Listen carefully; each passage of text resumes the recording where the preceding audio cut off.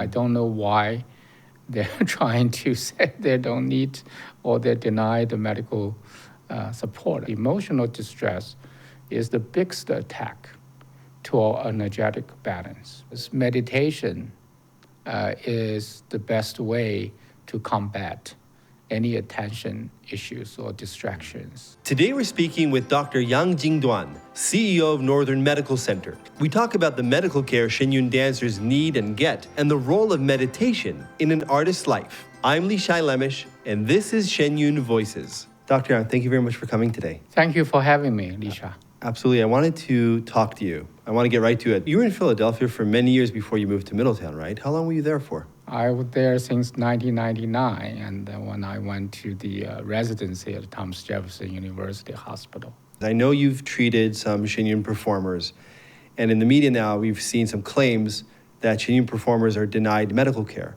What was your reaction when you saw that? I thought it was ridiculous. Anybody who get injured or are in pain will get immediate treatments because that's the only way they can heal, can recover, and return to the performance. And I think anybody with a common sense would agree to that. So I thought this kind of claims are really a false, and to say the least. And I don't know why they're didn't trying to interview people like myself. Yeah.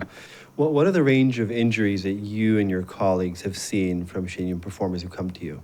One of my colleagues told me that he regularly seeing 2 or 3 performers every month. Every year, roughly see about 30 performers.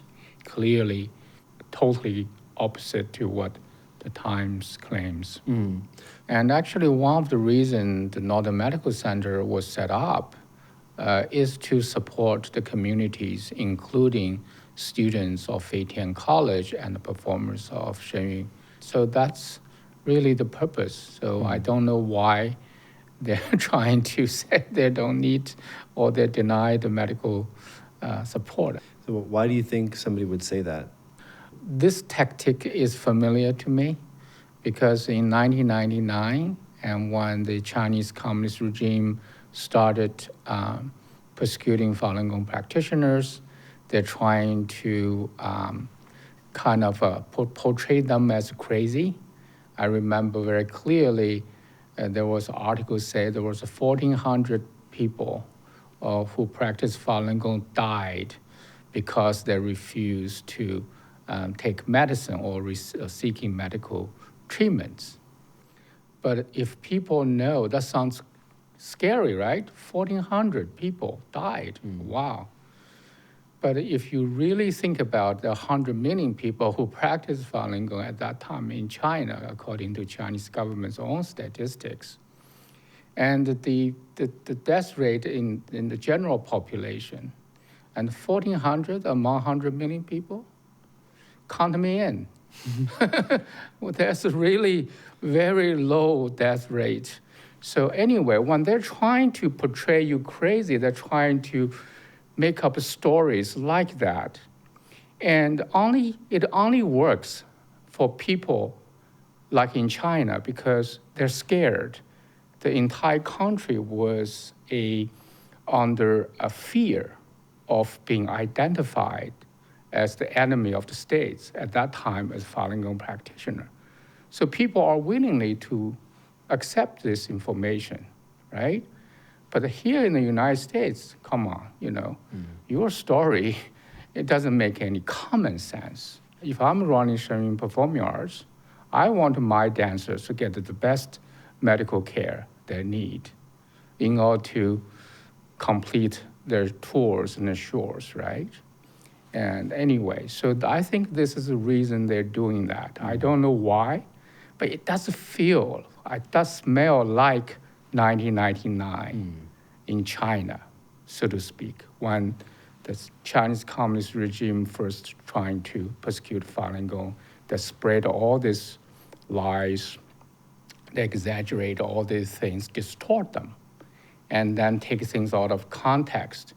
The goal is to generate hatred and the fear of the society.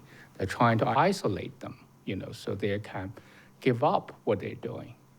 And I think it's interesting to see that happens with, of course, New York Times, and I don't know why they're doing that, to be honest. It will really make people wonder what is Falun Dafa, what is Shenyun, and why New York Times doing that. Because when I was in the United States, and was people asking why Chinese communist regime persecutes Falun Gong.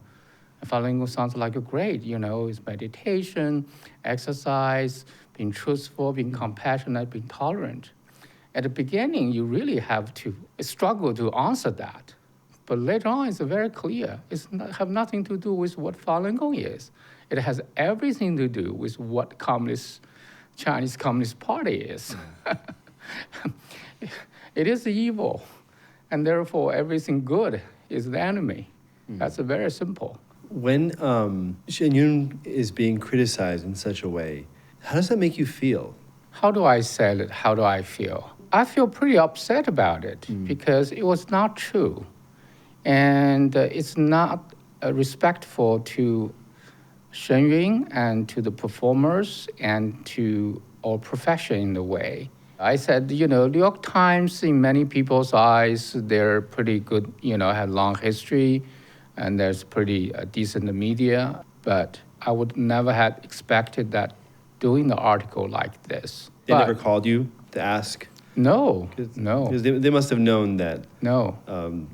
If they talked to enough performers, they must have heard that some have gone to you. Right. No. I never got a call, never anybody reach out to me about. None of your colleagues either? Yeah, no. So you've worked with Shenyun since 2006. Yeah. Have you ever encountered, in all your years, anybody from Shenyun trying to stop medical treatment or trying to stop people from seeing you or discouraging them? Have you ever heard of anything like this? No, not at all. Actually, very often the people in charge, normally they come to me ask for help with them. So I don't think anybody can stop them from or will stop them from seeking treatments. So again, I'm actually surprised, how, if you think about it, it's almost 800 or 1,000 performers, including musicians and dancers. Over all these years, certainly. All these years. Yeah. And there are very few injuries, and serious injuries. So again, I question the motives behind this type of articles, to be honest, because it's so one-sided, and it is so similar to what the Chinese Communist Party was trying to achieve. So I just smell the similarities, almost like CCP action in United States. Few people have commented how similar it seems to what happened back then, 25 years ago. Have you ever exchanged notes with other professionals who help ballet performing arts companies or other dance companies and kind of compare what kind of injuries they face and what you've seen with Shenyun? No, I have not. And first of all, this really, until these articles, these Shenyun performance injuries are really relatively rare and minor and not really an issue. I'm not saying there is an issue. My colleagues see about 30 performers a year, and so at least half of them or more than half of them would require some X-rays or even MRIs. Some of them will need surgeries. But other than that, it's still a right small proportion of performers. So it has never been an issue that to the point where I have to do some investigation to compare what's happening here with what's happening in other performing groups, Have you encountered any issues of eating disorders or any problems in that regard? I haven't encountered anybody with eating disorder. The eating disorder is not that you pay attention to your what you eat or you trying to keep you in shape. in order to perform. And that's not eating disorder. And I think as a professional dancer, it's only natural and normal for them to pay attention to that area. Sure. So I haven't seen anybody because of not eating, cannot perform, cannot function. Think about it. If anybody who have seen Shenyun performing arts or Shenyun performance, you can't have an eating disorder and perform. You have to be really healthy, happy, and beautiful to perform. I'm just surprised why, these people who write about Shenyun not to talk about, what they do and what good experience they're having. It's amazing if you tell other dancers, artists, what life is like in Shenyun. They'll probably say, I want to be there too, because they're the one who can appreciate how hard to be a dancer or to be part of the performing arts group. Do you think it's challenging for Shenyun performers, be they dancers or musicians, to then, if they decide this isn't the career for them and they leave, and that happens every year, some people say they want to do something else. Do you think it's challenging for them to transition to another career afterwards? I think so, because a lot of times, as I said, people think the grass is greener on the other side, and they're young, they haven't experienced what the real world is like. And so they're thinking, they want to experience that. So I don't know whether that's the case for some of these kids who seem to be holding grudges against Shenyun, whether they have run into challenges in real world, real life, and they may have misplaced or displaced their frustration, anger towards Shenyun rather than the challenge coming from the real world, because not easy. What is the kind of advice that you would give to people in terms of how to have a healthier perspective on their experiences? So I think there's a number of things they have to think about. Number one is why they're doing what they're doing. Do they really understand, appreciate the meaning and the purpose of being there? Because being Shenyun performing arts, being Shenyun dancers, is challenging. It's not everybody could do this, just like any, performing arts. It requires very hard training, a lot of sacrifice, devotions. And if you lose your meaning and the purpose of doing that, all this become even more challenging, right? So you have to really answer yourself, why am I doing this? Have I changed my heart from what I wanted to do or the reason I wanted to do it? Now the reason I have lost the reason to do it. So that's really very important. Second thing is they have to look at these relationship issues and how much issues is that individuals, how much issues is coming from yourself. And most importantly, you have to understand, or you can't change others, you can only change yourself. And that's if you can focus on, reflect on ourselves and improve ourselves, and things will be different. But of course, there are situations they have to either switch rooms or switch companies and to work with different people. But if we don't solve the problem inside us, and we carry the problem everywhere we go. So that's really the focus. Again, this is not something unique. You go to every kind of therapist, that's what they would help you to work on, because that's the only thing you have control. The only thing is possible is to improve yourselves. And I think this is a good process for them because they're young, most of them, in their 20s. They need to go through life challenges and learn in the process. I think a lot of them are still doing that. Do you think that performers have more stress in daily life than people who are I think other they have professions? much less stress in daily life. Why is that? Because number one, they don't have to cook. They don't have to shop, right? All they do is make sure they meditate, they exercise, they perform, and they get training. They go to perform. Yeah, but you have to perform no matter what emotional state you're in that day, right? You could be having a bad day, but you still have to be all smiles when the curtain comes up. Oh, that's true too. I mean, that's the stress, of course. I'm not saying they don't have the stress.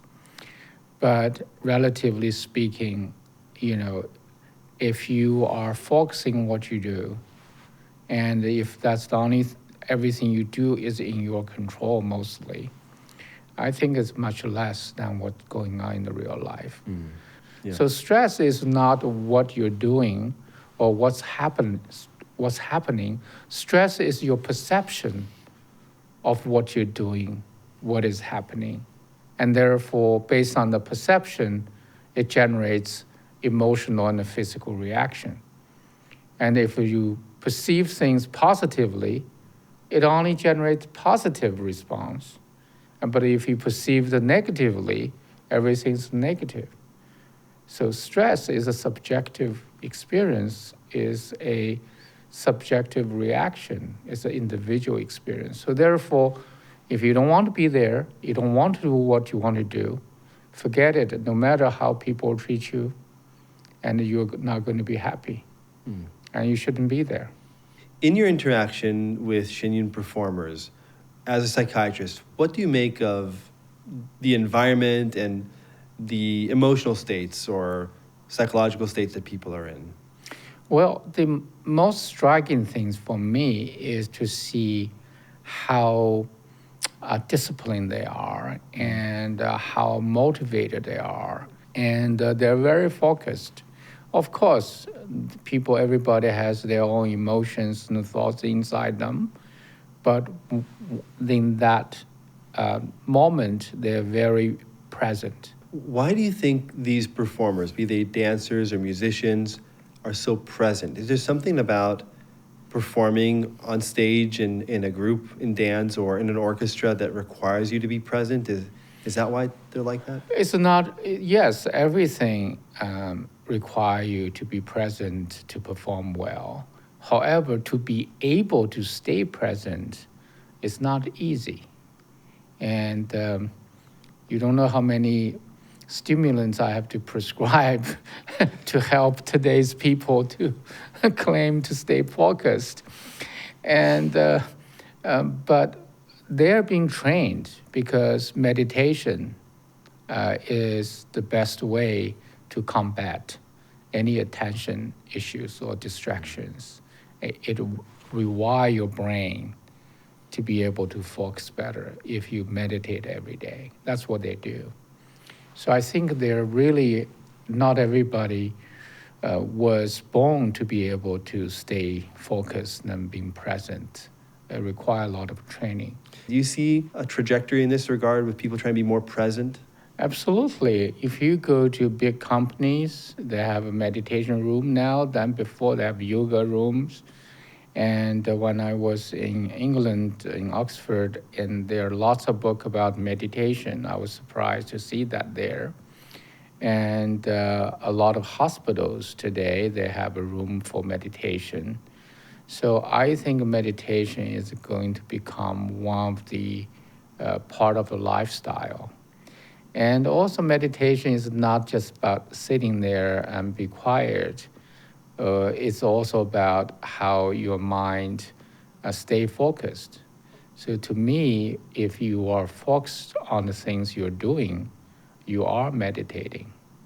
It doesn't have to be taking the time away from your life to meditate. Like active meditation. Yes. Mm-hmm. So if you're focusing, stay focused on what you do, you are meditating because you're absolutely in control of what you're doing and your mind is focused on one thing, But it's hard because now people eating dinner and watching TV or or browsing on their phones, and it's very hard. Too much distraction. Too many other options. Yes. In the past, whatever was on TV, those were your options. You've written a book, right? Facing East, was that the name of the book? Yes, I did. You wrote a couple of books. That's your most recent book. And do you see some of the principles in common between the type of harmony you were talking about in your book and classical Chinese dance? Yes, of course, and the Shen Yun performance in general. Do you have an example? Yeah. If you think about it, Chinese medicine is really medicine about energy. At that energetic level, everything affects our energy, or everything that is energetic by nature will have interaction with us. For example, the color.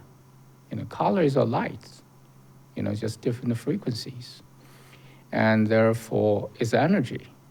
So when you look at the color of a costumes, backdrops, and that movement, that combination, and give you direct impact energetically with your body.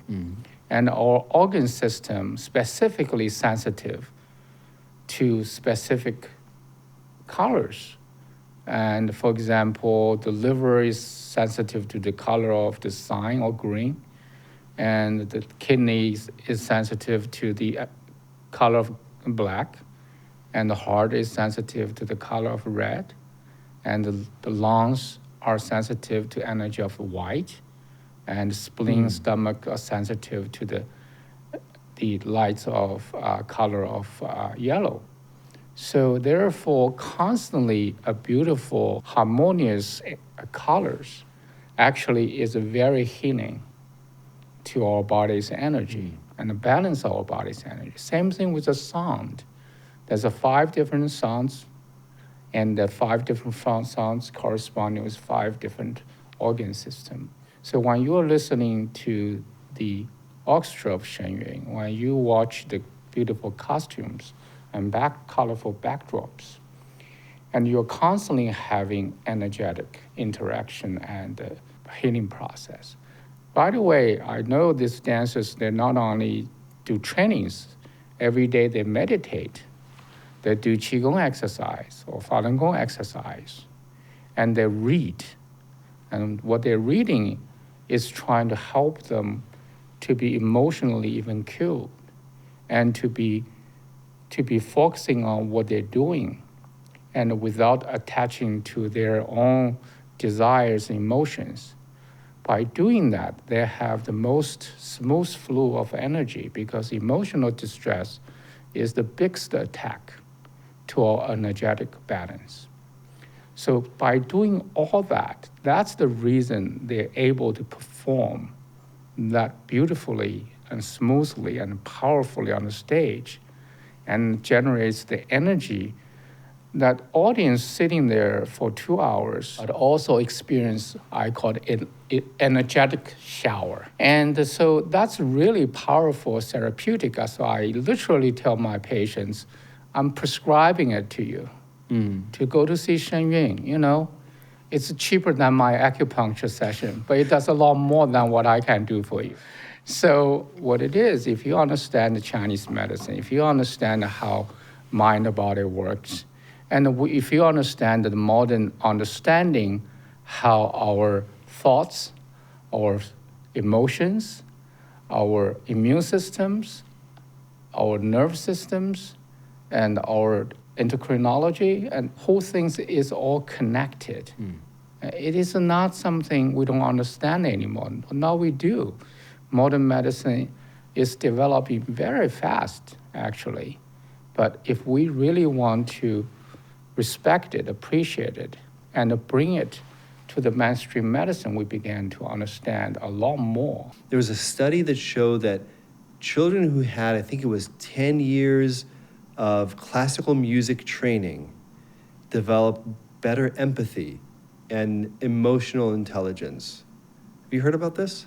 Yeah, I think there's tons of study to show how the music and the arts and the performing arts because it's all boiled down to what I talked about is all form of energy. If you think about it, the word, when you look at a positive word or negative word, it's an energetic interaction.